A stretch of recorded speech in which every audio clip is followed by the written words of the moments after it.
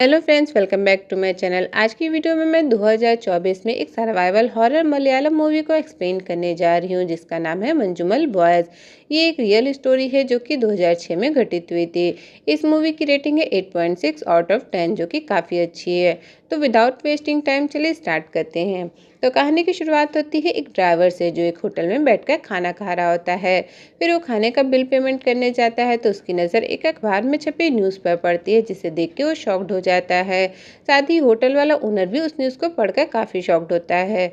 उसके बाद वो ड्राइवर कुछ लोगों के साथ वेलिनी चर्च में जाता है। इसके बाद यहाँ से सीन शिफ्ट होता है और हमें पास्ट की कहानी में एक शादी का फंक्शन दिखाया जाता है। अब इस शादी में काफ़ी लोग आए हुए होते हैं और बहुत मज़े कर रहे होते हैं।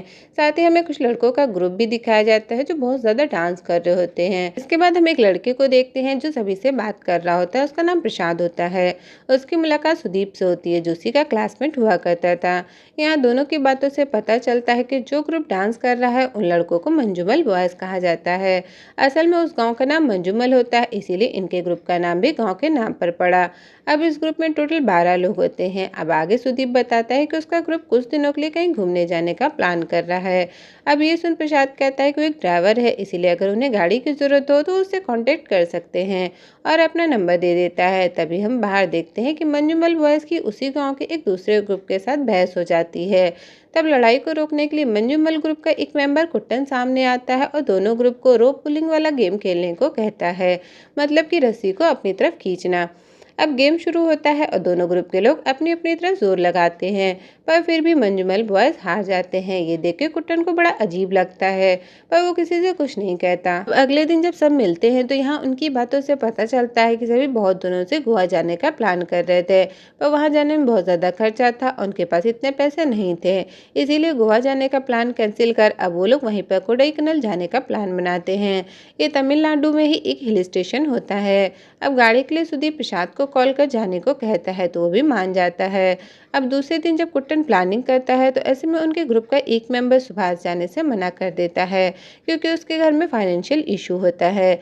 अब दूसरे दिन जब सब जाने को होते हैं तो उनका एक मेंबर काम की व्यस्तता के कारण मना कर देता है। तो कुट्टन सुभाष को लेने उसके घर जाता है और उसे पैसे की चिंता ना कर अपने साथ चलने को कहता है।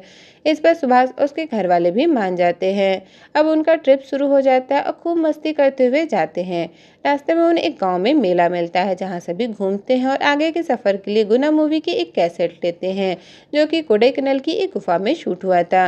अब वो लोग उसी गाने को सुनते हुए मस्ती करते हुए जा रहे होते हैं और फिर थोड़ी देर में कोडाईकनाल के पास पहुंच जाते हैं। यहाँ आने के बाद सभी मस्ती करते हैं, काफ़ी जगह घूमने जाते हैं, एक दूसरे की फ़ोटोज़ क्लिक करते हैं। फिर वो लोग उस गुना केव के पास पहुँचते हैं। अब अंदर जाने से पहले सभी कुछ खाने पीने के लिए खरीदते हैं। खाने पीने के बाद सभी केव्स की तरफ जाने लगते हैं, पर प्रसाद वहां नहीं जाना चाहता होता है, इसीलिए प्रसाद कार में उनका वेट करने लगता है और बाकी सब आगे बढ़ जाते हैं। अब उनकी बातों से हमें पता चलता है कि जिस केव को लोग देखने जा रहे थे वहां पर कमल हसन का सॉन्ग शूट होने के बाद से उसका नाम पुना केव रख दिया गया था। फिर वो लोग वहां जाकर देखते हैं तो अंदर जाना मना होता है। ये देख के सुजीत को कुछ समझ में नहीं आता क्योंकि पिछली बार जब वो यहाँ आया था तब वो जगह खुली हुई थी। अब सभी उस जगह को देखने के लिए उत्सुक थे, इसलिए मना होने के बावजूद भी ग्रिल के साइड से होते हुए अंदर चले जाते हैं। अंदर आने के बाद उन्हें बहुत मजा आता है, काफी खुश होते हैं।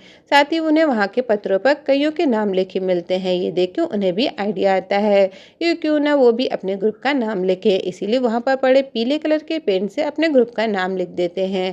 तभी हमें कृष्णन को दिखाया जाता है जिसे वहाँ पर कंकाल मिलते हैं। उसे देख के उन्हें लगता है कि शायद वो बच्चों के खिलौने होंगे, इसीलिए उस पर ज़्यादा ध्यान नहीं देते। इसके बाद सुभाष को दिखाया जाता है जो केव के अंदर घूम रहा होता है कि तभी अचानक से वो केव के अंदर बने एक बहुत बड़े गड्ढे में गिर जाता है। ये देख के सभी बहुत ज़्यादा डर जाते हैं, सभी उसे पुकारते हैं और सोचते हैं कि शायद सुभाष मजाक कर रहा है, पर बहुत देर होने के बाद और सुभाष के कुछ ना बोलने पर परेशान हो जाते हैं। असल में उन्हें पता ही नहीं होता है कि वो गड्ढा कितना गहरा और किसी की समझ में नहीं आता कि सुभाष को कैसे निकाला जाए। अब उन लोगों के जोर जोर से चिल्लाने से उस गड्ढे के अंदर जो चमगादड़ होते हैं वो बाहर आ जाते हैं। इन चमगादड़ों को इस तरह बाहर आता देख एक टूरिस्ट गाइड की नज़र उस पर पड़ जाती है और वो समझ जाता है कि कुछ लोग अंदर गए हैं। अब सुभाष के गिरने से सबसे ज़्यादा शौक में कृष्णन होता है क्योंकि उसके पीछे पीछे ही सब गुना केव के अंदर आए थे। उस गड्ढे की गहराई जानने के लिए वो लोग एक छोटा सा पत्थर उसमें फेंकते हैं जिसकी आवाज़ उन्हें बहुत देर बाद सुनाई देती है। इसे ये समझ आता है कि उसकी गहराई बहुत ज़्यादा है। ये देख के कृष्णन अपना आपा खो देता है और जोर जोर से रोने लगता है। तो उन्हीं का एक मेंबर सीजू उसे संभालता है, उसे केव के बाहर ले जाता है। तभी वहाँ पर वही टूरिस्ट गाइड आ जाता है, जिसे सभी सुभाष की गिरने वाली बात बताते हैं। तब गाइड कहता है कि आज तक जो भी उस गड्ढे में गिरा है वापस नहीं आया और अब तक तो सुभाष मर गया होगा। ये सुनकर सब रोने लगते हैं। साथ ही वो सभी को वहाँ से जाने को कहता है, क्योंकि वहाँ पर जाना मना होता है, पर सभी किसी तरह से सुभाष को बचाना चाहते थे, इसीलिए कोई भी वहाँ से जाने को तैयार नहीं होता। वे 4 लोग बाहर आकर लोगों से मदद मांगते हैं, पर कोई भी उनकी मदद करने को तैयार नहीं होता। साथ ही वो फॉरेस्ट ऑफिसर को भी ढूंढते हैं, पर वो उन्हें कहीं भी नहीं मिलता। फिर वो अपनी बात उसी दुकान वाले को बताते हैं जिसके यहाँ सभी ने नाश्ता किया था।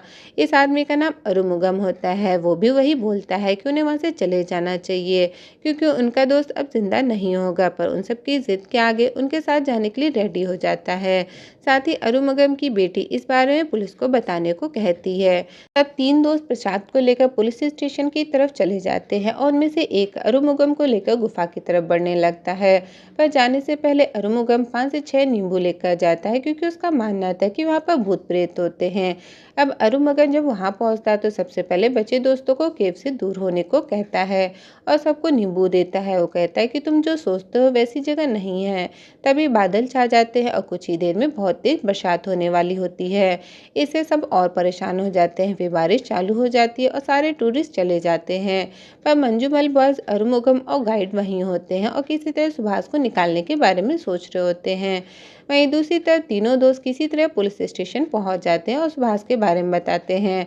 अब उस गड्ढे के बारे में सुन वहाँ का असिस्टेंट भी उन्हें सेम बात बोलता है कि अब तक तो उसका दोस्त मर गया होगा। साथ ही साथ उस केव के बारे में बताता है कि माना जाता है कि नरक के जो राक्षस हैं वो अपना खाना वहीं पकाते हैं, इसीलिए उस जगह को शैतान की रसोई कहा जाता है। वहीं दूसरी तरफ यही सेम बात अरुमुगम बाकी सबको बताता है। आगे उस गड्ढे की हिस्ट्री के बारे में पता चलता है कि आज़ादी के बाद से उस गड्ढे में अब तक 13 लोग गिर चुके हैं, लेकिन आज तक कोई भी वापस नहीं आया। ये गड्ढा लगभग 900 फीट गहरा है।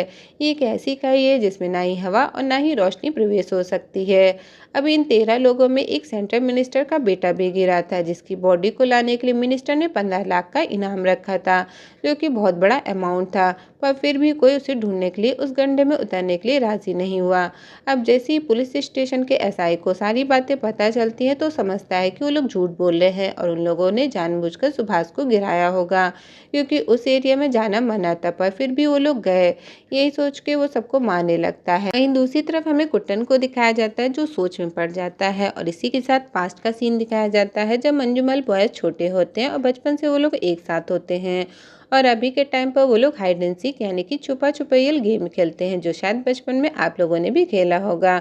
अभी इस गेम में सभी तो मिल जाते हैं पर सुभाष नहीं मिलता।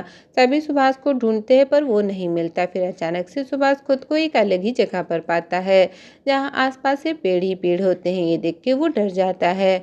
अब प्रेजेंट में बारिश की वजह से ढेर सारा पानी गड्ढे के अंदर जाने लगता है, तो कुट्टन उसे रोकने लगता है और गड्ढे के पास लेट जाता है। कुट्टन को इस तरह करते देख बाकी लोग भी पानी को अंदर जाने से रोकने लगते हैं। अरुमुगम उन्हें समझाता है पर वो लोग नहीं मानते। फिर फॉरेस्ट ऑफिसर को ये बात पता चलती है तो भी वहाँ पहुँचता है और सभी को वहाँ से भगाने लगता है, क्योंकि उसे भी यकीन था कि अब तक सुभाष नहीं बचा होगा। लेकिन मंजूमल बॉयज वहाँ से हिलने के लिए तैयार नहीं होते। वहीं पुलिस स्टेशन में एसआई उन लोगों की रिक्वेस्ट मानते हुए एक पुलिस वाले को उन लोगों के साथ भेज देता है, लेकिन वहाँ जाने से पहले रास्ते में वो पुलिस वाला उनसे शराब खरीदने को कहता है और जानबूझकर लेट करता है। असल में वो उनकी हेल्प करने नहीं बल्कि पुलिस फॉर्मेलिटी करने जा रहा होता है। अब यहाँ पर फिर से पास्ट का सीन दिखाया जाता है और अभी के टाइम पर वो लोग एक नदी में नहाने गए होते हैं। सभी तो नदी में कूद जाते हैं पर सुभाष डर रहा होता है, तो सभी उसे मोटिवेट करते हैं, तो वो भी नदी के अंदर छलांग लगा देता है। यहाँ सुभाष को देख के ये समझ में आता है कि वो बचपन से ही थोड़ा डरपोक सा रहा है, यानी कि उसे एडवेंचर से डर लगता होता है। प्रेजेंट में हमें सुभाष को दिखाया जाता है जो पत्थरों से टकराते हुए नीचे गिरता है और बहुत ही ज्यादा घायल हालत में एक पत्थर पर पड़ा होता है, पर अभी भी वो जिंदा होता है। वहीं पुलिस वाला उन लड़कों के साथ पहुंच जाता आता है जो उस गड्ढे में देखते हुए सुभाष का नाम लेता है, पर बहुत धीरे धीरे। फिर कहता है कि अब तक तो जिंदा नहीं बचा होगा और उन लोगों को धमकाते हुए वहां से जाने को कहता है। असल में पुलिस वाला सुभाष के केस की इन्वेस्टिगेशन नहीं करना चाहता था। तब अरुमुगम पुलिस वाले से कहता है कि आप बिना कोशिश किए ऐसे कैसे कह सकते हो कि वो लड़का मर चुका होगा। हमारे गांव में आए हुए लोगों की अगर हम मदद नहीं करेंगे तो कौन करेगा। पुलिस वाले को कोई मदद ना करते देख के सभी और ज्यादा रोने लगते हैं और जोर जोर से सुभाष को बुलाने लगते हैं।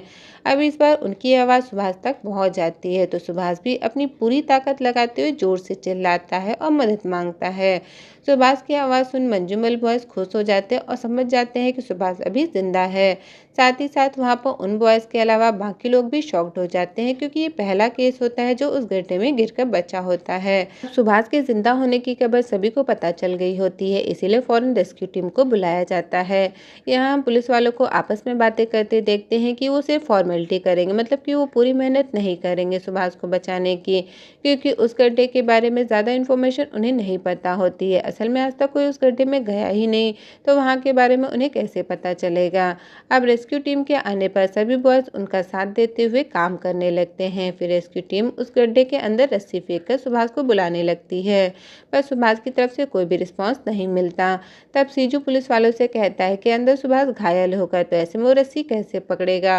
रेस्क्यू टीम से किसी को अंदर भेजकर उसे लाना पड़ेगा, लेकिन रेस्क्यू टीम का कोई भी बंदा उस गड्ढे के अंदर जाने के लिए रेडी नहीं होता। इंस्पेक्टर कहता है कि किसी बाहर वाले को बुलाओ जो इस गड्ढे के अंदर उतर पाए। तभी वही पुलिस वाला जो पहले आया था वो कहता है कि यहाँ कोई नहीं आएगा, यहाँ तक कि सुसाइड पॉइंट से निकालने वाला आदमी जिसने 500 से ज़्यादा लाशें निकाली हैं वो भी नहीं आएगा। अब यहीं पर फिर से फ्लैशबैक में दिखाया जाता है कि जब मंजूमल बॉयज नदी में तैर रहे होते हैं तो सुभाष तैर नहीं पाता, डूबने लगता है। ये देख के किसी की हिम्मत नहीं होती कि वो जाके उसे बचा पाए। तब कुट्टन हिम्मत करके नदी के अंदर जाता है और सुभाष को बचाकर बाहर ले आता है। अब प्रेजेंट में भी कुट्टन सुभाष को बचाने के लिए उस गड्ढे में जाने को तैयार होता है। इस पर पहले तो कोई तैयार नहीं होता, क्योंकि उसके पास कोई भी ट्रेनिंग नहीं होती, पर जब वो लोग कुट्टन का भरोसा और सुभाष को छोड़कर न जाने की जिद देखते हैं तो मान जाते हैं। असल में उनके पास कोई ऑप्शन भी नहीं होता, इसीलिए वो लोग उसे अंदर जाने की परमिशन दे देते हैं। अब अंदर जाने से पहले रेस्क्यू टीम उसे एक रस्सी देते हुए समझाती है कि जब उसे सुभाष मिलेगा तो उसे उस रस्सी से कैसे बांधना है।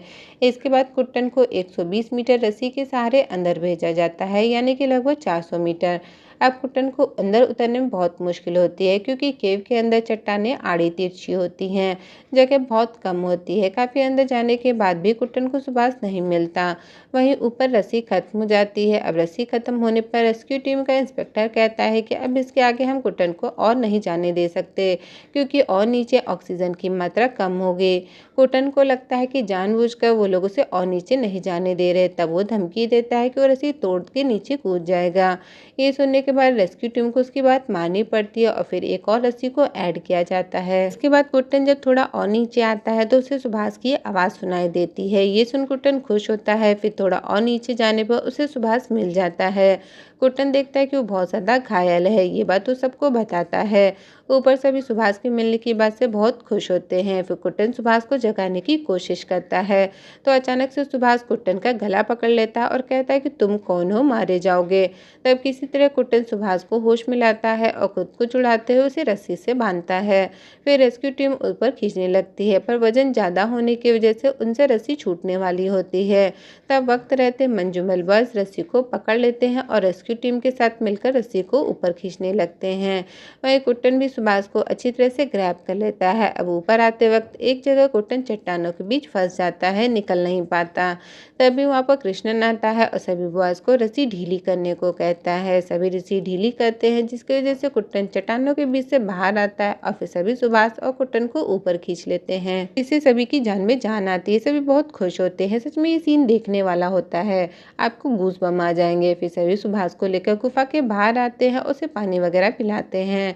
तभी सुभाष सुभाष के पास एक बूढ़ी औरत अपनी पोती के साथ आती है और उसके पैर को छूती है, क्योंकि उसका मानना होता है कि मौत से बचकर वापस आने वाला इंसान किसी भगवान से कम नहीं होता। इसके बाद गांव के और भी लोग आकर सुभाष के पैर छूते हैं। अब सुभाष की हालत बहुत ही ज़्यादा खराब होती है, उसके शरीर में बहुत सारे फ्रैक्चर आए होते हैं। इसीलिए सभी उसे फ़ौरन लोकल हॉस्पिटल लेकर जाते हैं, जहाँ उसे फर्स्ट एड दिया जाता है। पर चूंकि सुभाष को बहुत ज़्यादा चोटें आई होती हैं, इसीलिए वहाँ की डॉक्टर कहती है कि उस सुभाष को शहर के किसी बड़े हॉस्पिटल में लेके जाए, क्योंकि यहाँ पर उसके ट्रीटमेंट के लिए ज़्यादा फैसिलिटी नहीं है। जिसके बाद सभी सुभाष को लेकर जाने लगते हैं। तभी वहाँ पर मीडिया आ जाती है, जो कुट्टन का इंटरव्यू लेना चाहती होती है। कुट्टन का सारा फोकस अभी सुभाष को बचाने में होता है, इसीलिए फौरन गाड़ी को चलाने को कहता है। अब इसके बाद हमें कुछ महीनों बाद का समय दिखाया जाता है, जहाँ सुभाष की हालत धीरे धीरे ठीक हो रही होती है। साथ ही हम सुभाष की माँ को देखते हैं, जो कुट्टन पर गुस्सा कर रही होती है, क्योंकि उसे ये बताया गया था कि सुभाष कहीं गिर गया था। सही बात उसे नहीं बताई होती है। असल में कुट्टन ही सुभाष को ट्रिप पे ले गया था अपनी जिम्मेदारी पर, इसीलिए सुभाष की माँ उसे कसूरवार समझती होती है। अब यहीं पर सीन कट होकर हमें प्रेजेंट का सीन दिखाया जाता है, जहाँ पर हम उसी ड्राइवर को देखते हैं जो मंजूमल गांव का रहने वाला था और उसने न्यूज़ में सुभाष और कुट्टन के बारे में पढ़ा था।